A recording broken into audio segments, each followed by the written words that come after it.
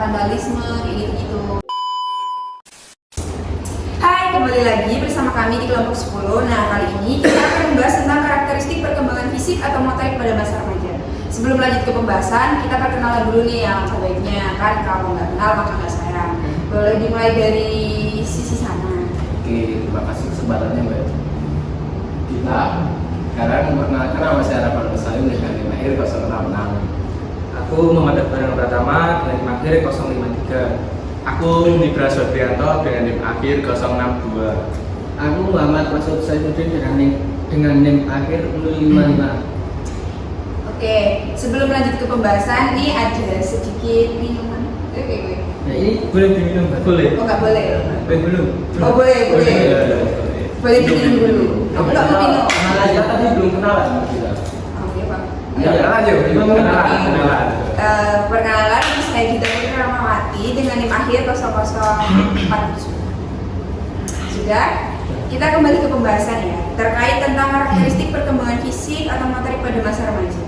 Nah, menurut Mas Nibras nih, kan sekarang lagi marak-maraknya kayak vandalisme di kalangan anak sekolah, SMP, SMA, gitu. Nah, menurut Mas Nibras, pengertian umum tentang karakteristik perkembangan fisik pada masa remaja itu kayak apa? Perkembangan fisik pada masa remaja itu periode yang ditandai oleh perubahan-perubahan fisik yang signifikan.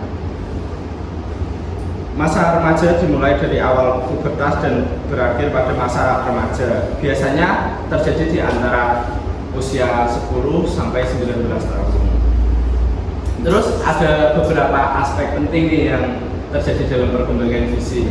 Yang pertama, pertumbuhan tubuh.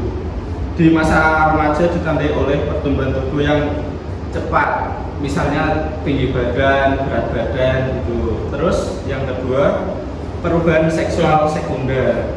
Kalau di cewek atau wanita itu ya munculnya payudara. Ya bener kan? Ya betul. Payudara gitu. Terus pinggul membesar gitu.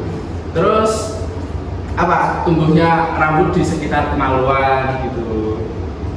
Ya, selanjutnya perubahan kulit. Perubahan kulit itu biasanya ya kalau anak-anak pubertas kan ada munculnya jerawat gitu.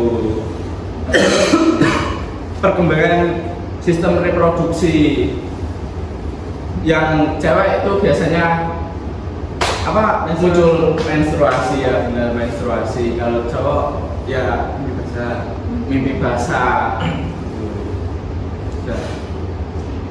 Oke, untuk terkait keterampilan motorik tentang perkembangan nih, menurut Mas Arunda sendiri kayak apa sih?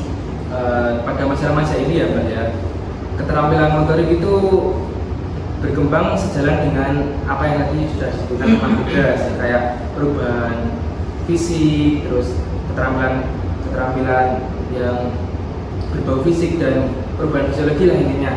Dan di situ pada masa remaja ini laki-laki itu perkembangan motoriknya itu lebih besar daripada perempuan, dan seperti halnya dalam itu kekuatan, terus kelincahan dan daya tahan itu laki-laki lebih besar daripada perempuan. Dan umumnya pada masa ini perempuan itu setelah mengalami menstruasi itu berhenti di situ gitu Mbak. Dan oleh karena itu mengapa laki-laki itu perkembangan motoriknya itu lebih besar daripada perempuan. Terus faktor apa aja sih yang mempengaruhi perkembangan fisik dan motorik menurut Mas Salim? Untuk faktor yang mempengaruhi perkembangan motorik atau fisik bisa kita temukan di contoh genetik dari orang tua ya. Misalnya orang tuanya itu juga fisiknya besar, itu menurunkan pada anaknya. Terus kalau ada penyakit juga itu juga dari genetik itu tadi sendiri dari orang tua. Terus kalau non genetik itu ada nutrisi ya, biasanya nutrisi yang diberikan orang tua dari masa balita atau masa sebelum remaja itu juga harus diperhatikan agar motoriknya anak juga lebih baik. Oke, selanjutnya ini kan selain faktor yang mempengaruhi perkembangan fisik motorik kan ada juga mungkin faktor lingkungan gitu ya. Iya. Nah, menurut Mas Masud Iya. Mas Masud Iya, Mas Masud nih, faktor lingkungan yang bakal mempengaruhi perkembangan psikomotorik perkembangan fisik pada masa remaja itu apa kalau dari saya itu mungkin dari faktor lingkungan yang termasuk yang dapat mempengaruhi perkembangan motor aja tadi. Ya, mungkin dari gizi, terus pola makan seorang anak itu gimana, gizinya itu juga harus diperhatikan agar perkembangan motornya itu juga lebih baik gitu loh. Mungkin ada keperawatan medis juga. Jadi kalau apabila anaknya itu sakit, bagaimana sih cara kita menangani agar cepat sembuh, terus agar bisa berkembang lebih baik, berkembang lebih cepat, atau mungkin apa ya, kan mungkin dari obat itu mungkin ada efek samping. Nah itu mungkin agar tidak berpengaruh terhadap perkembangan anak itu kita harus bisa memberikan obat yang baik gitu, mungkin seperti itu. Kembali ke pembahasan kita terkait vandalisme tadi nih, menurut kalian kira-kira ada nggak sih faktor penyebab anak melakukan vandalisme itu?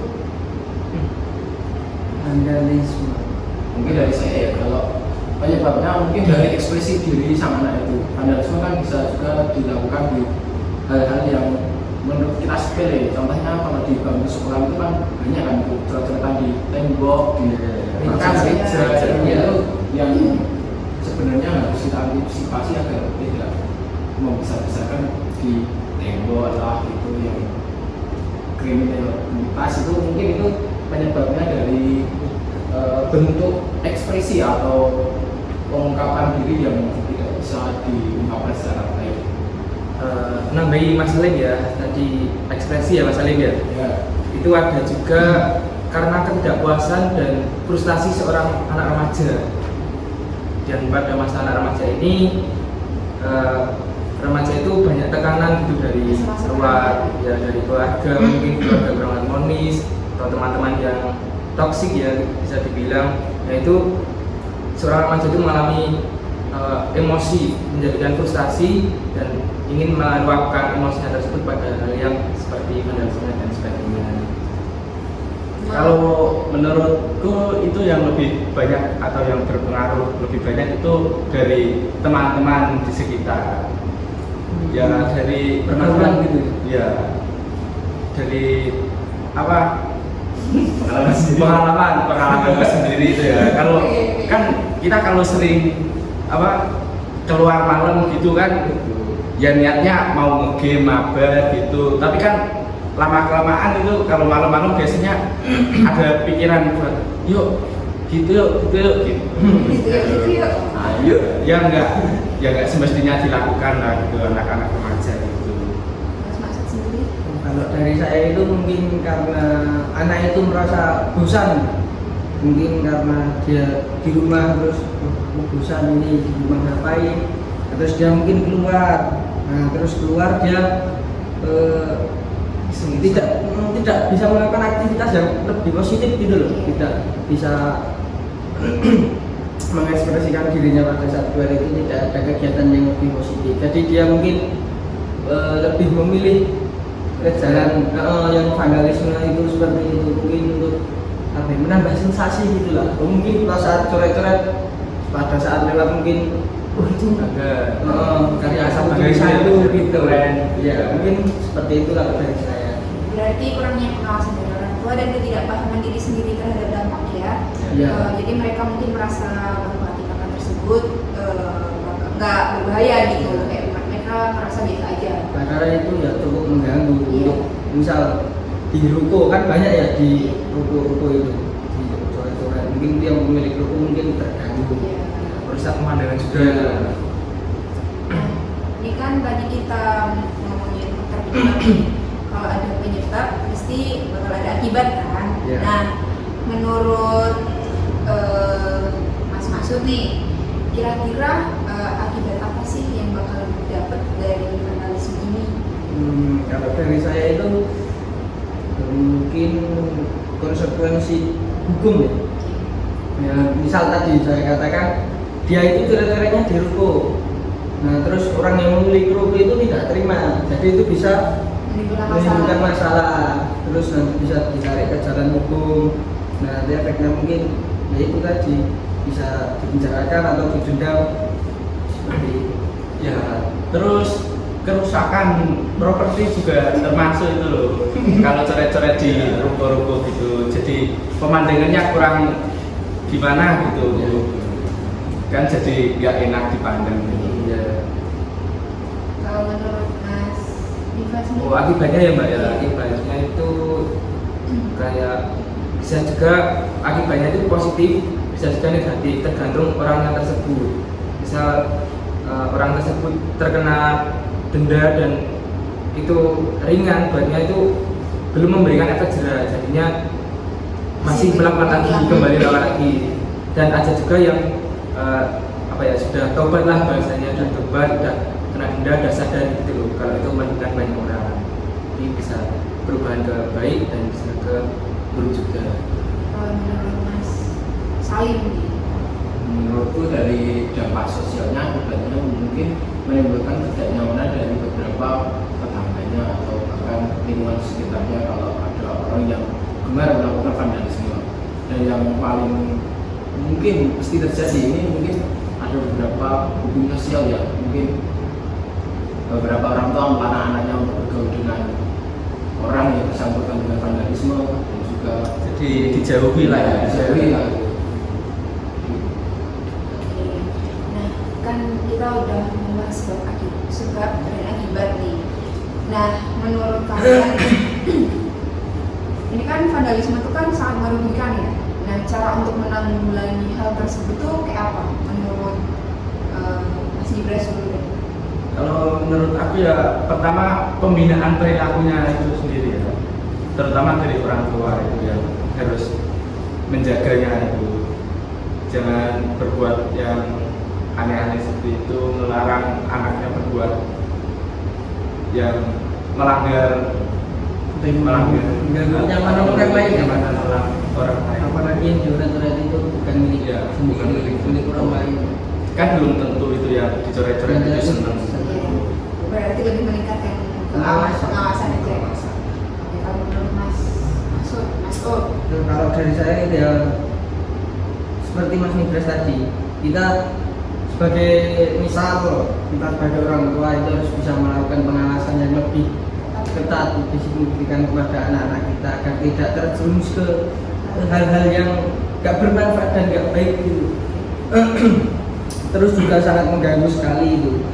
Dan mungkin juga kita melakukan pembinaan yang positif, seperti kayak mengarahkan minat anak kita itu loh. Mungkin anak kita berminat di bidang olahraga A, ya kita harus mendukung secara penuh anak kita agar bisa berkembang di cabang yang dia kembali gitu.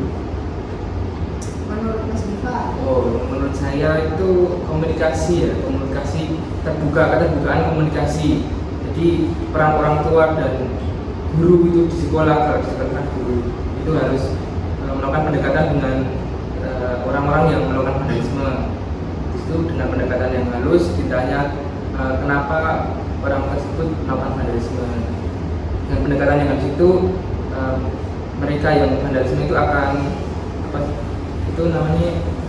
mengeluarkan unek-uneknya, mungkin ada masalah tekanan dari luar tadi, dan mungkin guru dan orang tua bisa memberikan solusi terbaik untuk murid atau anaknya. Terus menurut Mas Salim sendiri? Menurut saya dari dunia pendidikan dan nilai-nilainya ya, kalau vandalisme itu bukan tindakan yang kurang terpuji dan melanggar beberapa norma di negara kita.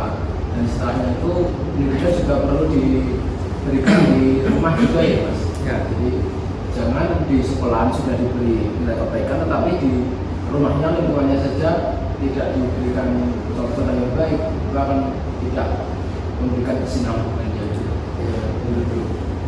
dan juga mungkin orang tua bisa mengarahkan seperti yang kata Mas Masuk tadi, kalau vandalisme itu mungkin ke seni ya, mungkin anaknya bisa dicarikan untuk sekolah yang Masuk ke seni ya, disalurkan gitu lah ya, keadaan yang lebih positif gitu lah ya. Lomba-lomba bahkan gitu ya.